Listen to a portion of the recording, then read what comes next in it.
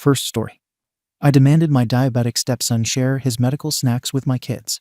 He refused, so I let my kids take his snacks away, and my stepson had a mild hypo episode. Now my kids are getting punished at school and labeled as bullies, and are getting bullied. So I demanded my stepson apologize. Now I'm regretting it. Everything has been ruined. Look, I'm not trying to win some Stepdad of the Year award here, but I do think I've done a decent job blending two families together under one roof without making it a constant war zone. My 39M wife 36F and I have been married for 3 years. She has an 11-year-old son from her previous marriage, and I have 2 kids of my own, a 13-year-old daughter and a 10-year-old son. All 3 kids go to the same school, so naturally, it made the most sense for me to handle drop-offs and pickups. My work schedule is flexible, and her ex isn't always consistent with transportation. Her son was diagnosed with type 1 diabetes about 7 months ago. It was a rough time for all of us, adjusting meal times, tracking sugar levels, panic attacks over low blood sugar, the whole thing. I get that. I've never once tried to downplay the seriousness of it. I even went with her to a few doctor appointments in the beginning to understand what to do if something happened on my watch. But somewhere along the way, her son became untouchable. That's the only way I can describe it. Any comment, any suggestion, anything short of full-on doting and bending over backwards for him, and I'm the bad guy. I'm accused of being insensitive, cruel, or worse, not respecting medical boundaries. This all came to a head because of snacks. Yeah, snacks. My wife packs specific snacks in her son's lunchbox: granola bars, glucose gummies, a juice box, and sometimes crackers. She's explained to me that these are in case he goes hypoglycemic at school. Fine. Totally makes sense. But the issue is that my kids sometimes take a couple of the extras out of his lunchbox in the car on the way to school. Not maliciously, they're siblings, it's a car ride, and snacks are tempting. I've told them not to do it repeatedly, but sometimes it still happens. I don't think it's that deep. I've told my wife a dozen times he's not starving. We're not neglecting him. We're talking about a juice box or a couple crackers. My kids eat fast, they're constantly hungry, and frankly, we're already spending a fortune on all these special snacks. I've even asked her why she can't just pack the same thing for all the kids to avoid this whole thing. Her answer: because your kids don't need them to survive. Which, okay, medically sure, but I don't think it's unreasonable to treat all the kids equally when it comes to simple things like snacks. My wife is extremely protective of her son, which, again, I get to a degree, but she treats my kids like they're borderline intruders. For example, last month, my daughter borrowed a hoodie from her stepsister without asking, and my wife acted like she committed a felony. But when her son leaves his crap all over the house, he's still adjusting to everything. My kids have eyes. They see the difference in treatment. And yeah, it creates friction. Anyway, back to the school run. After the 3rd or 4th time my kids took a snack from the lunchbox, she blew up. Like a full-blown meltdown. I thought she was going to file for divorce over a Capri Sun. I told her again that I did talk to the kids, and they promised they wouldn't do it again. She wasn't satisfied. She wanted me to treat the snacks like prescription meds locked away, untouchable. I told her I wasn't going to treat snack policing as some high-security operation. She even went so far as to accuse me of endangering her kid, which really pissed me off. I asked her, has he ever actually had a medical emergency because of the missing snacks? Answer: no. His teachers all have emergency supplies, the nurse is aware, and she herself said he's never had a full-blown episode at school. So what the hell are we really arguing about? Despite that, I agreed to keep a closer eye. I told the kids hands off, no exceptions, not even one cracker. They rolled their eyes but said okay. And for about a week, everything seemed fine. Then earlier this week, her son came home and told her that my kids took his snacks again. Says they grabbed the lunchbox in the car, opened it, and pulled stuff out before he could stop them. He told her that when he tried to protest, I got mad at him for not wanting to share. Not gonna lie, I did. I scolded him. Maybe I was a little harsh, but here's the thing: I don't want him growing up thinking the world revolves around his health condition. I know that's not a popular opinion, but I've seen it happen. I've got a cousin who was diabetic growing up, and his whole identity became the sick kid. He got babied to hell and back, and by the time he was 18, he couldn't function without someone hovering over him. So yes, I told him that while his snacks are important, he doesn't need to treat everyone else like a thief or an enemy. I told him to stop snitching on his step-siblings over minor things and learn to handle it like a part of a family. Maybe I could have used softer words, but I wasn't screaming at him or anything. My wife didn't take it that way. she lost her damn mind. I was in the kitchen making dinner when she walked in red-faced, slammed the cabinet door, and told me her son would never be getting into a car with my kids again. She said she didn't trust me to protect him, said I enabled the whole thing, and accused me of treating him like a second-class citizen. She told me she'd already called her ex and arranged for him to take over school transportation permanently. That's where I drew the line. I told her flat out she was creating division between the kids and making her son feel like he's above everyone else. I said she's teaching him to be selfish and antisocial, and to play the victim card every time he doesn't get his way. She wasn't hearing it. I could tell she'd made her mind up. She walked away mid-conversation and refused to talk for the rest of the night. Now she's stonewalling me like I'm the one who messed everything up. The next morning, I found out from my daughter that her stepbrother didn't ride with them. Her mom had already arranged for her ex to pick him up and drop him off from now on. I didn't even get told directly. I had to hear it from a kid. That pissed me off more than anything. It wasn't just about snacks anymore. It was about how quickly she dismissed me as a parent figure. I've been there since her son was 8. I've taken him to doctor appointments, checked his glucose monitor when she couldn't, and made emergency runs to the pharmacy when she forgot to refill prescriptions. And yeah, I've made mistakes, but I've been there. She acts like I'm some clueless roommate when it suits her. What's worse, now I have to deal with the awkwardness every morning and afternoon loading up my kids, while their stepbrother gets his own private chauffeur. My son asked me, "Why doesn't stepson ride with us anymore?" I didn't even know how to answer. I just said, "Ask your stepmom." She still won't talk to me like a normal adult. Everything is cold. One word replies. She barely makes eye contact. I know that routine. I've seen her give it to her ex when she thought he did something wrong with their son. Now it's directed at me. What really pushed things over the edge was the conversation 2 nights ago. I tried again to bring up how this whole situation could have been handled better. I said maybe we should have just set clearer boundaries, or made a new system like putting the snacks in a sealed pouch and telling everyone to stay out of it, no exceptions. She didn't want to hear solutions. She wanted to punish. She snapped and said, "If you really cared, you wouldn't have let it happen again." I told her flat out, if you really cared about this family, you wouldn't make one kid the golden child while treating the other 2 like pests. That was it. She exploded. Said I'm a danger to her son. Said I don't take his medical needs seriously. Said she can't trust me. Then came the part I've been dreading. She said maybe her ex should have full custody since he's the only one who puts stepson first. I asked her straight, "So all this over some snacks?" And she said, "No, it's about who's willing to protect him and who keeps putting their pride first." That's BS. I've protected that kid more than once. I've adjusted my entire house to accommodate his needs, rearranged the pantry, gave up the garage fridge to store his meds, skipped beers with friends because she wanted me home during his adjustment period, and took time off work during his insulin crash days. But I get written off because I think maybe the other kids matter too. She said, "Your kids don't have a medical condition. He does."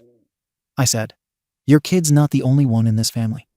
Now she's spinning the story to her friends and her ex like I yelled at a sick child for needing food. Left out that I've paid out of pocket for those same snacks she guards like gold bars. Left out that I tried to talk things through multiple times. Left out that her son has 0 boundaries and 0 accountability because everyone's afraid to correct him. He lies on the couch while my son gets up and helps clean. He never says please or thank you. But my kids get scolded if they forget to say, "Excuse me." This has been building for months, and no one wants to talk about that part. Now I'm the one who's dividing the family. Even my daughter picked up on it. She asked, "How come he gets everything special?" What do I tell her? "Sorry, honey, but you don't have a chronic illness, so you don't matter as much." What message does that send? Let's also not ignore that she keeps comparing my kids' snack consumption to her son's medical need.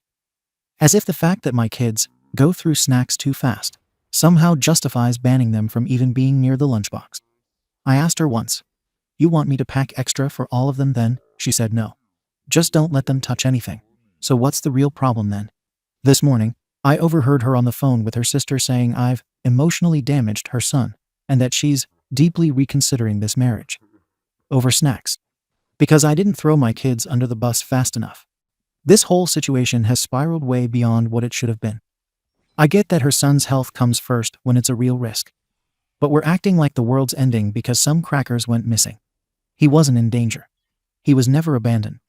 He was told to share and got scolded for refusing, not abused, not neglected, not mistreated. Now she's acting like I've betrayed some sacred oath. If anything, I think she's the one ruining the dynamic here. She created this hierarchy where her kid is priority one and everyone else just adapts. And if you question it, you're a monster. I didn't sign up to be the evil stepdad. So yeah, that's where we're at. I'm locked out of school pickups. She's telling people I'm unreliable. The kids are confused. I'm walking on eggshells again.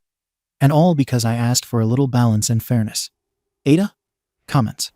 Comment 1. YTA. And here's why you're not a bad stepdad, because you failed to stop your kids from stealing snacks.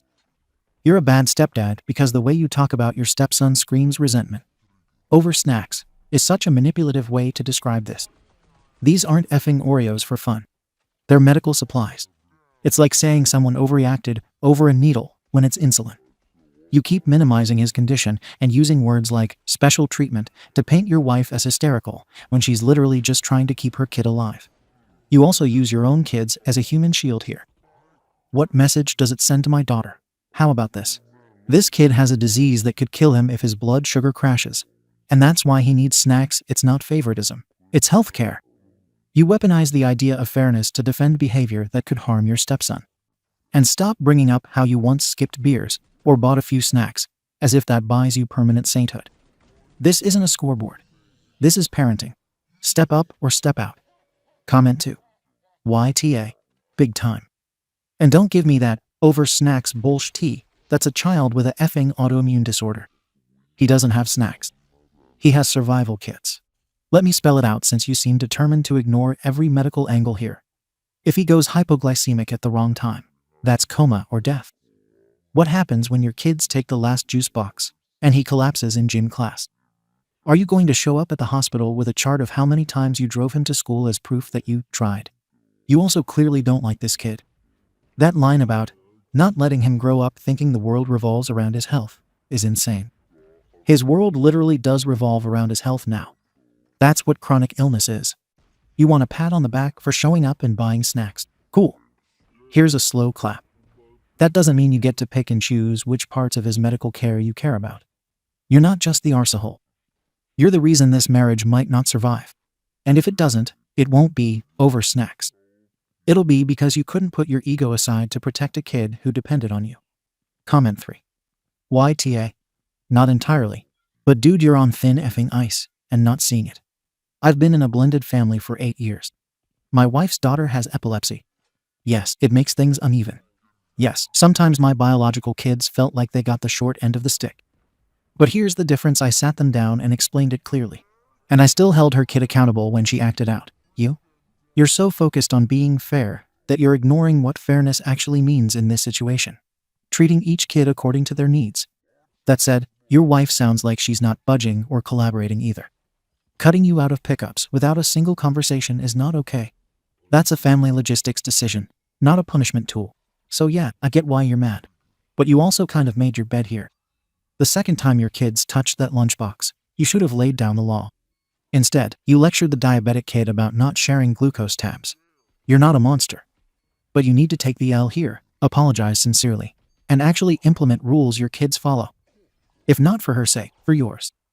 This is how blended families fall apart: slow death by small fractures. Update. Didn't think I'd be back here. But things escalated faster than I expected. The day after my wife cut me out of school pickup, her ex showed up at our house. Middle of the afternoon. I was in the garage when I saw his car pull into the driveway. No text, no warning. Just parked, got out, and walked to the front door like he owned the place. I went inside fast. I wasn't going to let him stand on the porch like he's doing us a favor. I opened the door, and he didn't even say hi, just looked past me and said, "I'm here for my son." That was the moment my blood effing boiled. I said, "He's still getting ready. You can wait." He just crossed his arms and stood there, looking around the house like he was checking to see if his kid was safe or some SHT. My wife walked in, gave me a look like I was the one being aggressive, and just told her son to grab his bag. No acknowledgement, no effort to diffuse the tension. I felt like a damn outsider in my own home. This guy doesn't even live here. I do. But suddenly, he's the go-to safe parent, and I'm the unreliable one. That hit a nerve I didn't know I had. After that, I decided I wasn't going to sit back and be the villain while everyone acts like I'm neglecting this kid. So I came up with a solution. I made a new rule. No one touches any snacks without asking, even ones in lunchboxes. From now on, all snacks are stored up front in the kitchen. Each kid gets a labeled pouch with what they're allowed to take, including my stepson's emergency ones. I thought it was a fair system.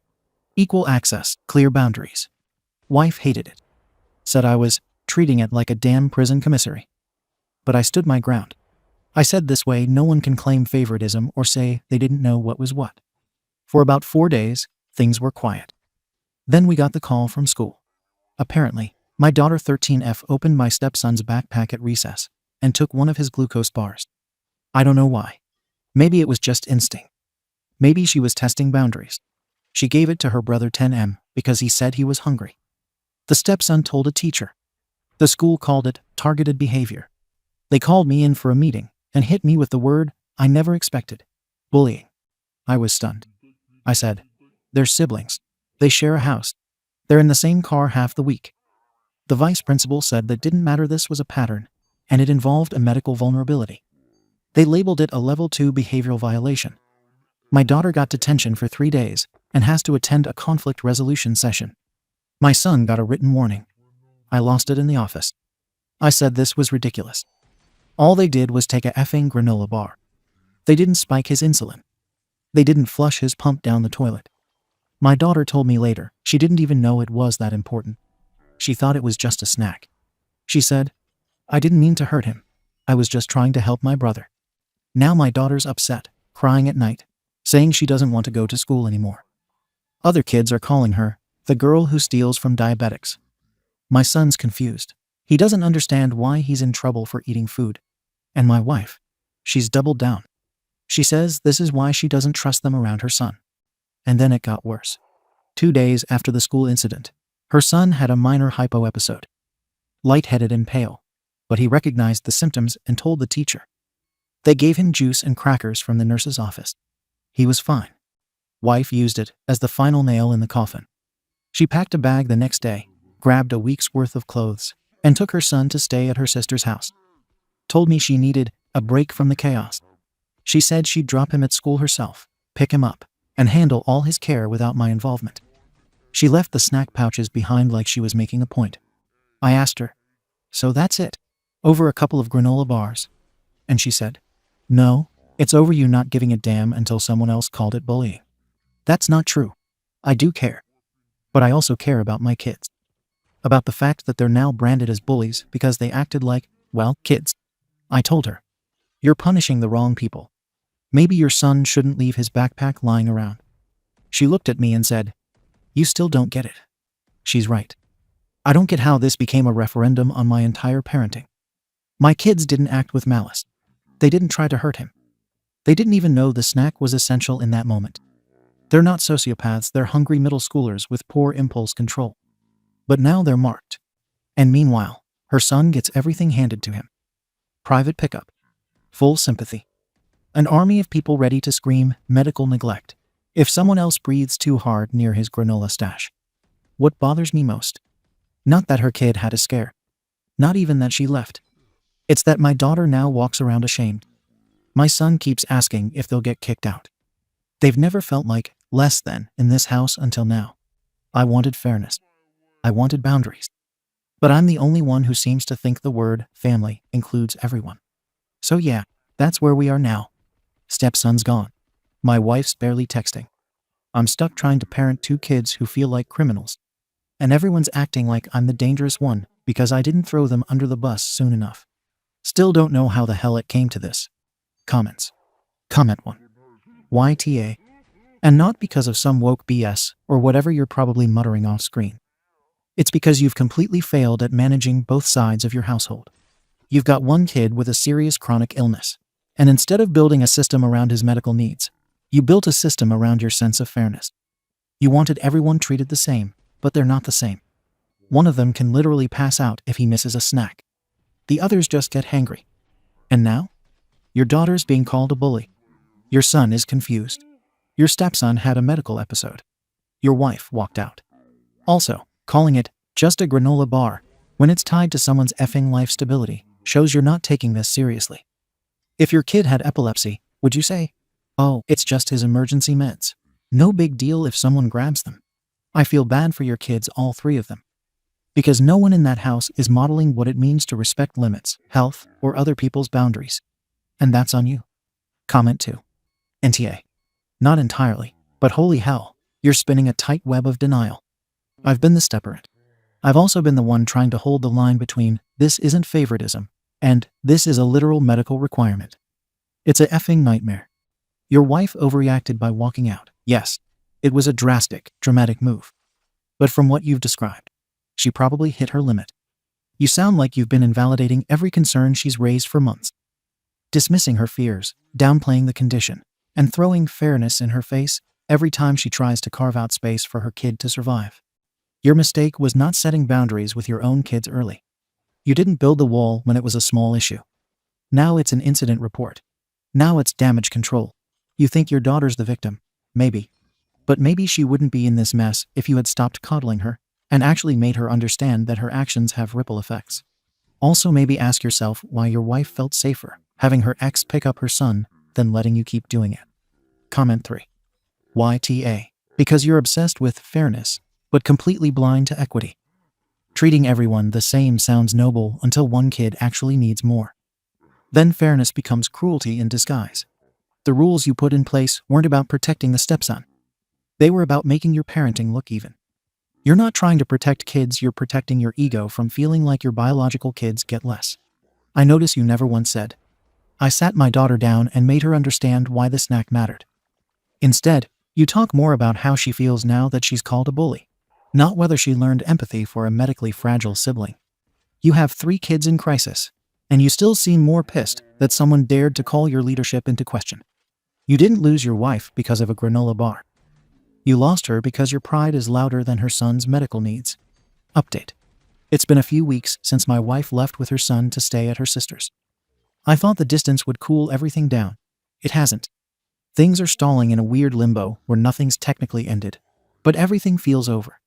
Last weekend, she texted that she needed to come grab a few things for her son. I figured she'd wait in the car like last time when she picked up some school items earlier in the week, but this time she came in with him. I was in the hallway when they walked in. She didn't say hello. Didn't even make eye contact. Just said, in a flat voice, "We're just here to get his charger and sketchbook." The kid didn't look at me either. No anger, no eye roll, just complete blank avoidance. Like I wasn't in the room. He stuck close to her side, head down. They got what they needed and left without a word. It felt like someone pressed mute on my stepson, and he was operating off silent instructions to pretend I didn't exist. I told myself he was just following his mom's lead, which, fine, I guess that's expected. But it still hit harder than I want to admit. I've known that kid for 3 years. I helped assemble his desk. I taught him how to ride his bike without training wheels. Now I might as well be a broken lamp in the hallway. My daughter 13F, who's still dealing with that bullying label from school, cried after they left. She said, "He hates us now." I told her he just needs time. She asked, "How much time?" I didn't have an answer. My son 10M has been different too. He's not crying or apologizing like his sister. Instead, he's angry. Defensive. He keeps saying things like, "We didn't do anything that bad." He asked if his stepbrother will ever come back, or if they're not really a family anymore. At night, he's been quieter than usual. But then he'll have sudden outbursts where he kicks his door or throws his shoes harder than needed. He acts like he's not affected, but he's carrying it, just showing it differently. A few days later, wife came again, this time alone, to pick up some of her clothes. Same coldness. I tried asking her if she was planning to come back home soon. She said, "I don't know." Short. Distant. No window for discussion. I asked her what she needed from me to move forward. She said, "For you to actually understand what you did, not just say it because you're tired of sleeping alone." That pissed me off, but I held it back. We did end up going to a single-family therapy session later that week after she pushed for it. Her condition. I walk in acknowledging there were mistakes made on my end. I agreed because I figured if I didn't say yes, I'd lose any chance of fixing this. In therapy, I said what I was expected to say, that I understood I didn't handle things right, that I should have enforced boundaries earlier with my kids. I said I didn't mean for it to escalate. The therapist asked if I understood why my stepson feels unsafe with me. I said I didn't think unsafe was the right word, maybe uncomfortable. My wife didn't react physically, but I could tell from her face that my wording pissed her off. Afterwards, she didn't even ask if I wanted to continue therapy. She just said, "I need space to think about what comes next." That was it. The turning point happened 2 days later. Her sister showed up at our house mid-afternoon without warning. Not to deliver anything. Not to talk calmly. She came in angry, voice raised from the second I opened the door. Said I was manipulating therapy and playing the misunderstood victim. Said I kept using words like mistake and snack incident to make everything sound small. Said her nephew now sleeps with his emergency bag on the side of the bed because he's scared someone won't take him seriously if something happens. I tried to tell her she didn't know everything. She said, "I know enough to know you center your own kids' feelings every time someone brings up your stepson's health." Then she hit me with, "This whole house revolved around minimizing his needs so you wouldn't have to admit yours had consequences." Then she left before I could finish defending myself. Later that night, my wife texted, saying she wants to explore a two-household arrangement moving forward, even if we aren't calling it divorce yet. Something like nesting or parallel parenting. I said that sounded extreme. She replied, "So was watching my son get sick, while wondering if I was leaving him in a place where people still think snacks are fairness issues." I won't lie, I feel like everything is slipping out of my control. My kids are hurting. My wife is emotionally gone. My stepson acts like I'm a threat. And I'm stuck defending myself in circles because I still don't fully believe I'm the villain they've built in their heads. Yes, I could have handled things differently. Yes, I see now I was too focused on fairness and not enough on urgency. But I still don't believe I intended harm. That matters to me. But maybe intention doesn't erase effect. I don't know what happens next. But I'm seriously scared. I already lost my marriage, not in one explosion, but in slow motion, one stubborn stance at a time. Comments. Comment 1. Man, you are dense. You spent your whole post giving yourself just enough rope to hang your marriage on. Every apology was half-arsed. Every insight was laced with, "But I didn't mean to," or "I still don't think I'm the villain." No one cares about your intentions anymore. They care about your results. You had multiple wake-up calls, school stepped in, your daughter broke down, your wife left, and your stepson had a literal medical episode, and your reaction every time was to manage how you looked, not how anyone felt. That's the problem. You keep calling this fallout over snacks and fairness when the truth is your family tested you with something serious, and your instinct was to argue logistics. You're not a monster. But you are the architect of this exact outcome. And deep down, you effing know it. Comment 2. YTA. And here's the hard truth. Your wife emotionally left this marriage weeks ago, and all that's left is legal paperwork and logistics. Why? Because you fundamentally cannot handle situations that require empathy without reframing them into a control or fairness issue. She realized she cannot trust you when medical stakes are high, and she doesn't want to spend years fighting with you every time her son needs something extra. Also, when her sister yelled at you, you focused on how she came in angry, not on why multiple adults feel rage in your direction. When your stepson was silent, you focused on how it felt weird, instead of asking what message your past behavior sent. When your daughter cried, you used it to validate your point that things went too far, but not to reflect on what message you modeled for her. You keep narrating your pain as if you're being wronged instead of recognizing this is a slow consequence of decisions you made over and over again. You're not confused, you're just refusing to fully accept the answer. Second story. I was sawed by a family member at 12. My pro-life parents forced me to keep the baby, told my neighborhood that I was sleeping around to protect the family member, and allowed me to get bullied by kids. Now I'm running away from my narcissistic parents with my daughter. I, an 18F, decided to bring my almost 5-year-old daughter with me, 5 hours away from my parents. I need to know if I went too far. When I was 12, I was sawed by a family member who was 17, and I became pregnant. My parents were pro-life and forced me to keep the baby, even when I begged them not to. I gave birth at 13 and bled a lot. I had a hemorrhage, and they performed a C-section and hysterectomy on me. I had a daughter, and when I was told I would never have kids again, I hated my parents so much for it. They made me suffer over something that was preventable. They decided to lie to neighbors and friends about how the baby was conceived, saying that I was sleeping around. I got bullied in my neighborhood and at school, with kids calling me mommy and making fun of my C-section scar. I lost a lot of friends because of it. There were rumors that I had STDs from sleeping around, and I probably didn't even know who the father was. The father of my daughter, he faced no trouble for the assault. When his family heard about him impregnating me at 12, they moved to a different place and changed everything.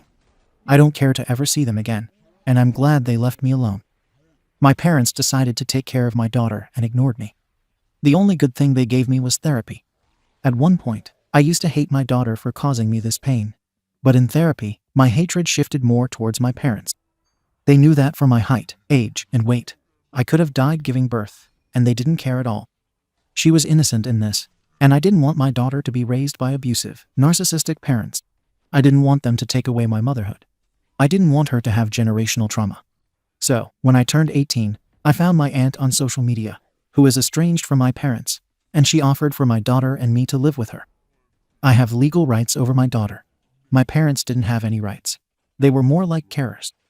One night, while my parents were asleep, I was already packed up, along with my daughter. My aunt came and drove us to her place, and she's paying for my college fund too. And I decided to take a gap year to adjust to this new place. My daughter is adjusting well. She said that she misses my parents. I think we'll be fine. She loves my aunt's dogs so much and would cuddle with them. She's going to kindergarten, and pickups are only for me and my aunt. I told one of my friends who was with me through it all, and she told me that it's kind of heartless that I disappeared without even giving my parents a note or something. She told me I could probably cause them an aneurysm because I disappeared like that. Maybe I should have told them. I thought I was doing the right thing by leaving, but my own friend, who was with me through thick and thin, is telling me that I should have given them some type of note. I kind of feel bad. I have always had empathy for people who were horrible to me, except for my abuser. But now I'm scared they might try to find me and take my daughter or try to turn everyone against me again. I've never parented, so I could be bad at it, but my aunt is helping me. I'm also scared my parents might pass out or something bad might happen if my daughter's leaving caused that. Thinking about it is making me more paranoid. So, Ada. Comments. Comment 1. NTA, just think about what your daughter would go through when your parents allow that relative to saw her and get her pregnant so that she can endure everything you went through. That should hopefully dry up any remaining sympathy that you have for these absolutely disgusting posts that you are unfortunate enough to be saddled with as parents. You did the right thing by getting your daughter away from them and making a new life for the two of you away from such evil, disgusting scumbags. They deserve nothing from you except total silence and absence. Please do the right thing for your daughter and stay strong. I'm very proud of you for having the strength to rebuild your world after what you have had to endure. Best of good fortune to you and your little girl. Comment 2. Just to add, they might report you missing. You might consider calling the police in your previous location and letting them know that you and your daughter are safe and left on purpose. Comment 3. But do not disclose to them where you are. Comment 4. NTA. The victim blamed you and did not pursue justice against the man who assaulted you. Your daughter is not safe around them. The safety of you and your child is far more important than the feelings of people who side with Sarah. Because, by trashing your reputation and not pursuing justice on your behalf, that is what they did. On a side note, depending on where you live, the statute of limitations may not have run out on the SAT. In many locations, it is longer for sex crimes against children than those against adults, specifically so that those who were not given justice as children can receive it as adults. Look into your local laws. You may be able to pursue charges against the SAR. Your daughter's DNA holds irrefutable evidence of the crime and of who committed it. If the statute of limitations has not run out, you could still force this guy to face criminal charges. Update. Hello, a lot of you asked for an update. I decided to block that friend out of my life. They knew what I went through and chose to worry about my parents instead. That's not happening. I filed a report to confirm that I am safe and my daughter is safe, so they can't file missing reports and waste everyone's time. The thing is, my parents don't know where I am. They could be thinking that I am at a friend's house or a shelter, etc. They were never close to my aunt and don't know where she is at all. My aunt privatized her social media. She was pro-choice and never agreed with my parents' values. But she decided not to take any action because it didn't affect her life until the pregnancy happened. She ended up getting really upset when I gave birth, and she cut them off and moved away. It's basically been like this for a long time. I'm doing fine, and my daughter sleeps in the same bedroom as me. My focus is on my daughter now, and if my parents find me, we will get a restraining order against them. I'll update if anything happens, but right now, silence is better. Comments. Comment 1. Wish you and your child all the best. Also, your aunt is amazing. OP, thank you. Comment 2. You're welcome. Stay safe and remember to document everything. Maybe even record a video of yourself saying what happened. If your parents ever call you, make sure you record them. And also try to get them to confess to forcing you to give birth and confirming who abused you. Comment 3. Since you say you may require a restraining order in the future, you should start making a record. Write down each incident of abuse or problematic behavior. Put dates, times, as much detail as you can remember, and any witnesses. Add any future contact from them to this record. Save it in at least 2 different methods, such as a paper printout and Google Drive. What this does is show that the problem is recurring and serious. Such records can be a massive help in procuring restraining orders against stalkers, harassers, and abusers. Law enforcement and courts are more likely to listen to victims when the victim shows up with a long list of nasty incidents, with plenty of detail and the names of witnesses. Since your aunt cut contact with your parents due to the abuse, incidents that she witnessed would be particularly useful, as she is a reliable witness who won't lie to protect your parents. Comment 4. This. My daughter waited 5 years before deciding to file for divorce from her past ex and for custody of the kids. For 5 years, I begged her to write down everything that happened. Keep a log of when he said he wanted to see the kids and whether or not he showed up or called. She did not, but I did. I took pictures when he broke out her headlights to prevent her from leaving. I took pictures of her car that he drove into the neighbor's garage when he was drunk. I printed off a copy of his 2 DUI court transcripts. I printed off a copy of the court transcript for a DV incident with his latest affair partner where he was charged and 2 other ones where she was charged for DV against him. I printed off the arrest record when he and his GF were arrested for animal cruelty, etc., etc. But believe it or not, this was not enough to convince a judge to grant an RO or PO. 10 years of demonstrating very poor judgment and displaying anger issues was not enough evidence to keep 3 minor children away from him. My faith in the court system is not strong, obviously. But load the deck as best as you can in your favor. Good luck. Thank you for watching the video. If you are interested in listening to these kinds of stories, we've got more in store for you. Simply subscribe to our channel, hit the like button, and share it with your friends.